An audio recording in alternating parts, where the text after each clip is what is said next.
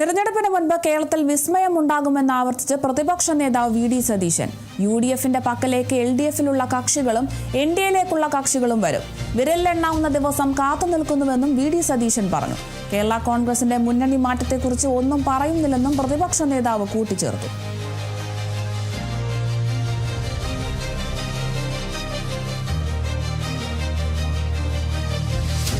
യു.ഡി.എഫിന്റെ പ്ലാറ്റ്ഫോമിലേക്ക്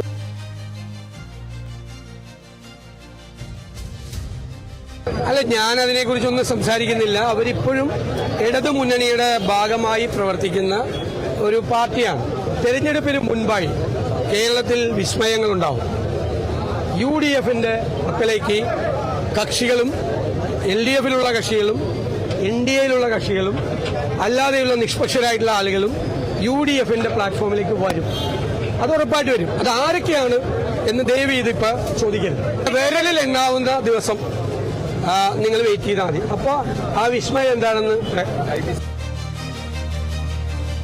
തെരഞ്ഞെടുപ്പിന് മുൻപ് കേരളത്തിൽ വിസ്മയം ഉണ്ടാകുമെന്നാണ് പ്രതിപക്ഷ നേതാവ് വി.ഡി. സതീശൻ പറയുന്നത്. യു.ഡി.എഫിന്റെ പക്കലേക്ക് എൽ.ഡി.എഫിലുള്ള കക്ഷികളും എൻ.ഡി.എയിലുള്ള കക്ഷികളും ഒക്കെ വരുമെന്നും പറയുന്നുണ്ട്. വിരലിലെണ്ണാവുന്ന ദിവസം കാത്തു നിൽക്കുന്നുവെന്നും വി.ഡി. സതീശൻ പറയുന്നുണ്ട്. കേരള കോൺഗ്രസിന്റെ മുന്നണി മാറ്റത്തെക്കുറിച്ച് ഒന്നും പറയുന്നില്ലെന്നുമൊക്കെയാണ് പ്രതിപക്ഷ നേതാവ് പറയുന്നത്.